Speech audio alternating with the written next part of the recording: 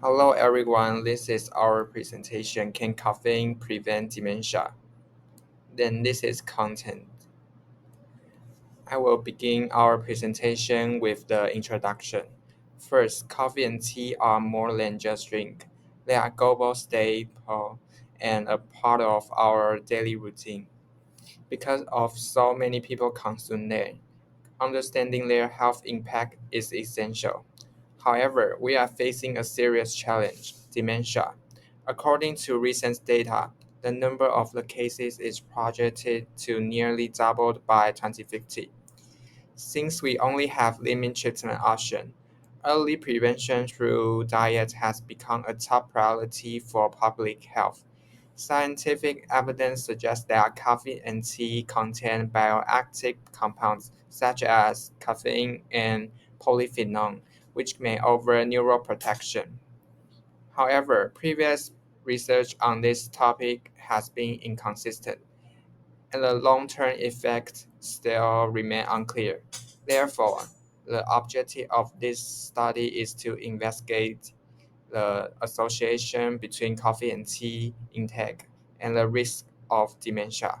To explain how this research was conducted, I will hand it over to next speaker for the method section.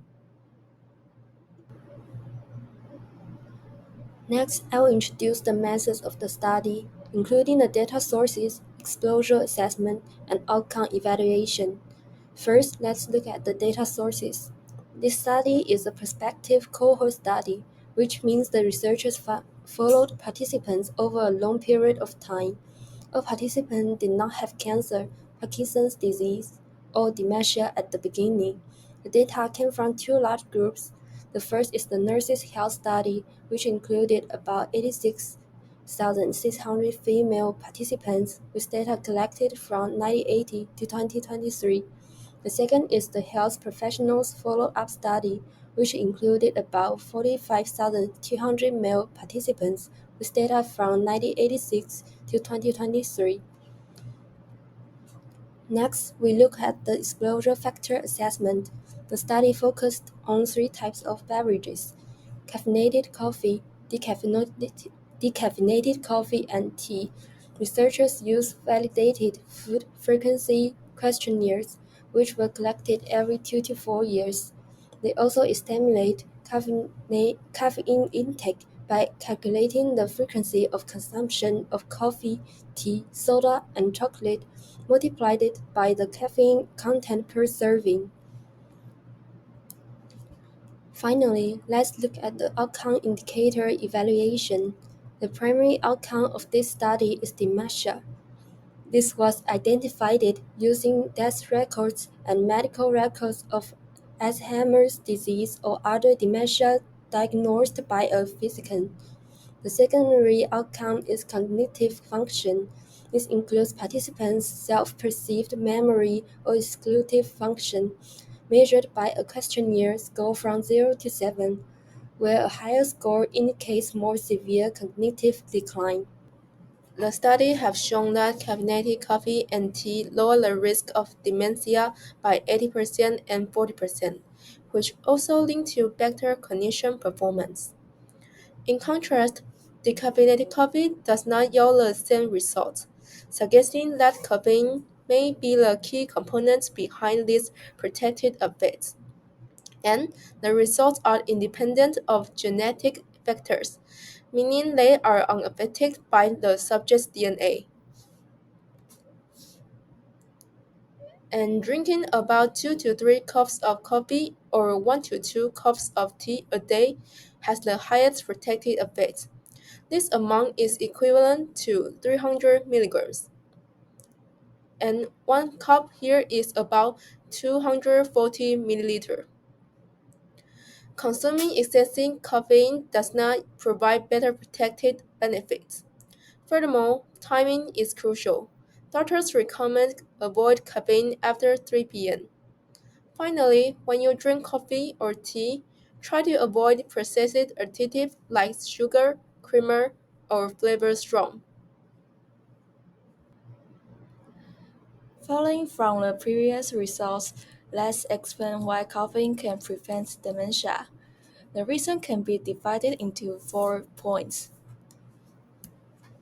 The first point is curing biochemical waste, which refers to amyloid beta protein. The amyloid beta protein are those proteins that are misfolded. These biochemical waste can accumulate between nerve cells and block neural pathways.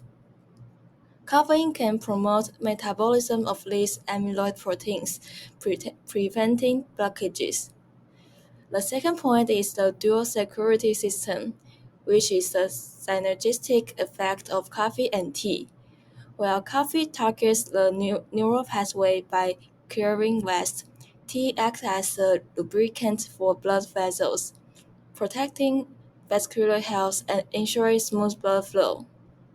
The main reason is that tea contains bioactive compounds that can reduce cell damage and slow down cognitive decline. The third one is counteracting genetic risk. APOE4 is genetic factor highly associated with Alzheimer's disease, increasing the likelihood of developing the disease.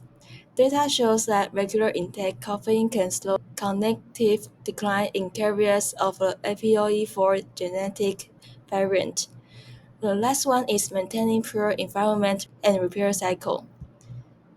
The preventative effects of caffeine depend on specific drinking conditions. For example, it must be taken without sugar or creamers because this can trigger AGEs, advanced glycation end products, which damage the nervous system, and intake should stop after 3 p.m., as brain needs sleep to repair itself. If caffeine causes insomnia, it will negate the benefits of preventing dementia. And remember to drink caffeinated coffee, otherwise you won't get the benefit of caffeine.